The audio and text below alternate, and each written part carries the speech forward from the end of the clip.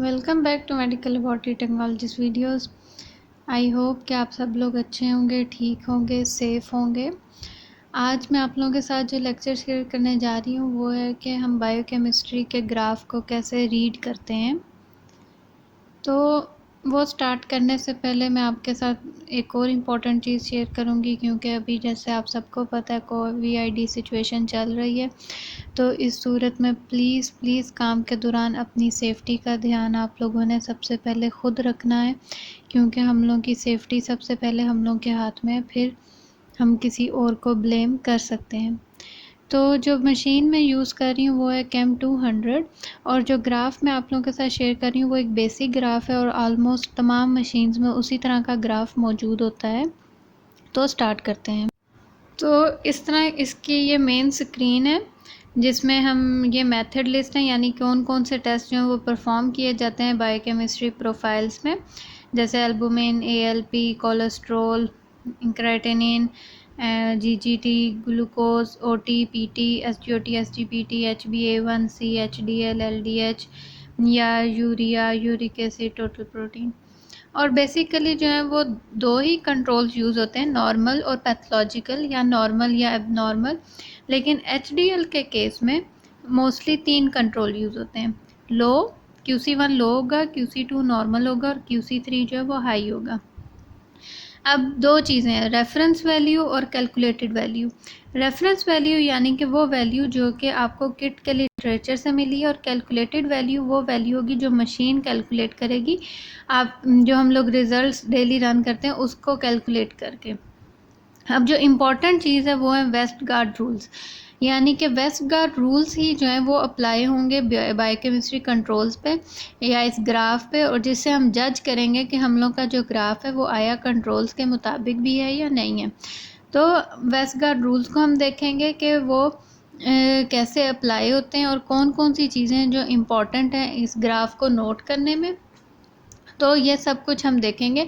मैं 1 बाय 1 आप लोगों के साथ कोई ना कोई टेस्ट ओपन करूँगी, तो मैं और उसका ग्राफ मैं आपके साथ फिर शेयर करूँगी। इम्पॉर्टेंट जो है उनमें जो है बिलिरुबिन का ग्राफ, क्रेटिनिन का graph, SGOT, SGPT, liver enzyme, जो काइनेटिक रिएक्शंस होते हैं बेसिकली उनके ग्राफ जो हैं वो बहुत ही इम्पॉर्टेंट होते हैं। तो अब सबसे पहले मैं शेयर करती हूँ ग्लूकोज का ग्राफ आप लोगों के साथ। अब ग्राफ में चीज़ें क्या हैं, रेफरेंस वैल्यू और कैलकुलेटेड वैल्यू ये देखें तकरीबन सेम ही है। उसके बाद आपने 3SD तक देखना होता है, प्लस SD1, SD2, SD3, और ये है रेफरेंस वैल्यू। और देखें जो हम लोगों ने रिजल्ट्स हम लोगों के थे उसके मुताबिक जो है वो कैलकुलेटेड वैल्यू भी ऑलमोस्ट सेम ही है। तो इसलिए आपको कोई भी एडजस्टमेंट करने की ज़रूरत नहीं है। और ये देखें ये ग्राफ कितना ज़बरदस्त है कि ये बिल्कुल वैल्यूज़ जो आ रहे हैं, रिज़ल्ट जो आ रहे हैं वो तमाम जो हैं वो ऑलमोस्ट मीन पे ही हैं। और क्या कहते हैं, हमने अब ये देखना है अब SD1, SD2 और SD3 यानी कि, और ये हमने वेस्ट गार्ड रूल्स को अप्लाई करना है इस ग्राफ पे। तो देखना है कि कोई भी वैल्यू जो है वो 2SD तो नहीं क्रॉस कर रही, यानी कि 2SD प्लस या -2SD पे तो नहीं जा रही। अगर वो जा रही होगी तो वो वार्निंग होगी, और अगर कोई सिंगल वैल्यू अगर वो 3SD से भी ऊपर चली जाएगी तो वो रिजेक्शन होगा। और अगर कोई भी वैल्यूज़ जो हैं, जैसे कि मिसाल के तौर पे 4-1S, यानी कि अगर वैल्यूज़ जो हैं तमाम 4 वैल्यूज़ जो हैं वो अगर SD1 पे आ रही हैं, यानी -SD1 या +SD1, तो वो भी रिजेक्शन होगी। और अगर 10x यानी कि अगर कोई 10 वैल्यूज़ जो हैं वो भी किसी एक SD की साइड पे आ रही हैं तो वो भी जो है वो रिजेक्शन होगी। अब QC2 चेक करते हैं। तो अब QC2 इस ग्राफ का ग्लूकोज का देखते हैं, उसकी भी तकरीबन देखें मीन वैल्यू और कैलकुलेटेड वैल्यू ऑलमोस्ट सेम ही है। हाँ, अगर आपकी कैलकुलेटेड वैल्यू बहुत डिफरेंट आ रही है और मीन रेफरेंस वैल्यू डिफरेंट है तो आपको अपनी रेफरेंस वैल्यू जो है वो एडजस्ट करनी पड़ेगी अकॉर्डिंग टू कैलकुलेटेड मीन।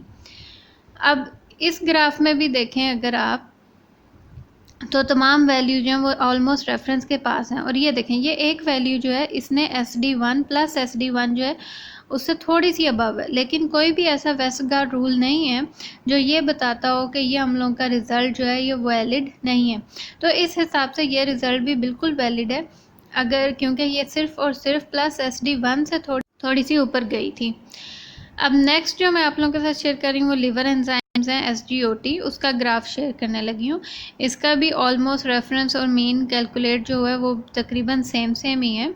और ये आप ग्राफ देख सकते हैं कि जो एक वैल्यू थी वो SD1 से अबव गई थी, बाकी ऑलमोस्ट जो है वो मीन के करीब ही हैं। तो ये ग्राफ जो है ये भी बिल्कुल ठीक है, इसमें भी कोई भी ऐसा रिजेक्शन या वार्निंग रूल वेस्टगार्ड का अप्लाई नहीं हो रहा है। और QC2, हाँ, अगर आपको वेस्टगार्ड रूल्स और डिटेल में समझने हैं तो मैं एक वीडियो का लिंक इस वीडियो में डाल दूँगी जिसमें मैंने वेस्टगार्ड रूल्स का डिटेल में इन्फॉर्म किया हुआ है, तो आप लोग वो उधर से देख सकते हैं, तो आपको ये वाला लेक्चर और अच्छा समझ आ जाएगा। अब QC2 जो है वो है एबनॉर्मल कंट्रोल। मैं आप लोगों को सॉरी ये चीज़ पॉइंट बताना भूल गई थी कि QC1 जो है वो नॉर्मल कंट्रोल था और QC2 जो है वो एबनॉर्मल कंट्रोल था। अब ये है जी क्रेटिनिन का ग्राफ। अब क्रेटिनिन का ग्राफ ये देखें, आपको कैलकुलेटेड और रेफरेंस का कितना डिफरेंस नज़र आ रहा है।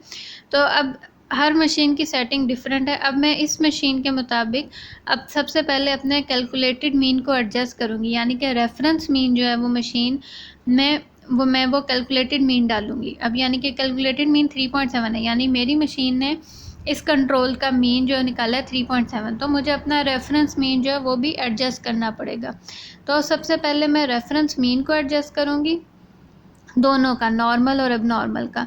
नॉर्मल का भी देखें जो रेफरेंस था वो 1.1 था, लेकिन कैलकुलेटेड जो आ रहा है वो 1.14 आ रहा है, क्योंकि इस सूरत में ग्राफ को रीड करना मुश्किल है कि क्योंकि आपको अपने कैलकुलेटेड मीन के हिसाब से ही ग्राफ को रीड करना होता है। तो सबसे पहले एडजस्ट करूँगी मैं अपनी वैल्यूज़ को, फिर आपके साथ शेयर करती हूँ ग्राफ को।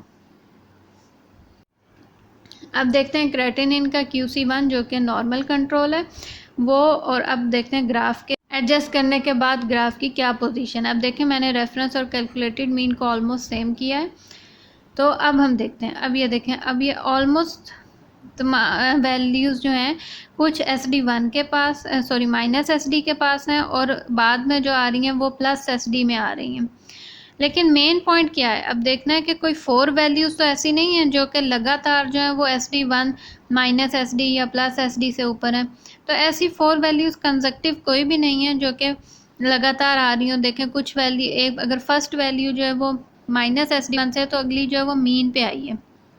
इसी तरह QC2 देखेंगे एडजस्ट करने के बाद, तो QC2 में भी ये देखें, अगर आप देख रहे हो एंड वाले हिस्से में, तो उसमें भी सिर्फ 3 वैल्यूज़ जो हैं कंसेक्टिव SD1 से ऊपर गई हैं, यानी कि अगर ये 4 हो जाती तो फिर ये जो है वो रिजेक्शन हो जाना था। अगर 4th वैल्यू भी अबव आती तो उसके बाद आपको लाजमी सेम डे पे दोबारा कंट्रोल को रन करना था। शुरू में भी जो है वो कोई भी ऐसी वैल्यूज़ नहीं है जो कि कंसेक्टिव गई हों, तो ये जो है ग्राफ बिल्कुल ठीक है।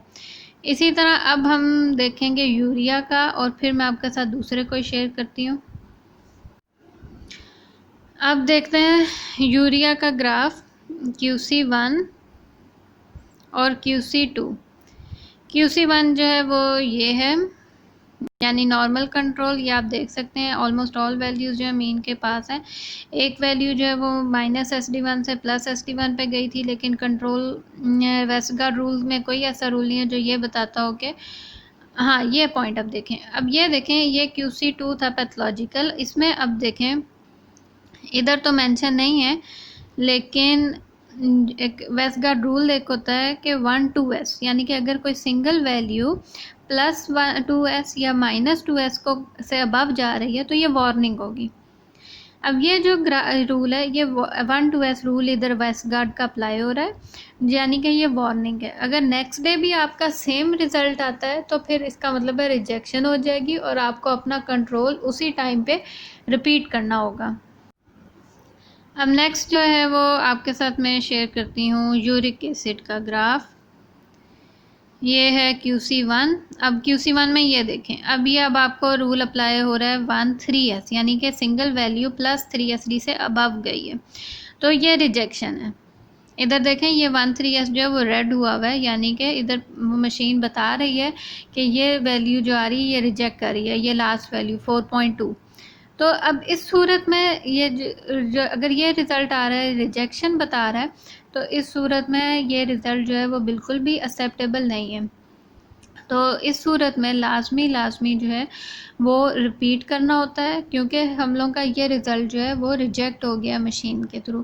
तो अगर दूसरी दफ़ा भी रन करने से 3SD से अबव भी जा रहा है रिज़ल्ट, तो इसका मतलब है कि या तो आपको अपनी कैलिब्रेशन रिपीट करनी होगी, या वो उस कंट्रोल में कोई कंटेमिनेशन होगी, या रिएजेंट में कोई कंटेमिनेशन होगी। तो अपने एरर को रेक्टिफाई करना होगा। अब ये कौन सा ग्राफ है, ये भी -+2SD से थोड़ा सा नीचे, इसलिए एक्सेप्टेबल है। आई होप आपको ग्राफ अंडरस्टैंड करना समझ आ गया होगा। फिर मिलेंगे एक नए लेक्चर के साथ, तब तक अपना बहुत ख्याल रखिए। Thank you so much.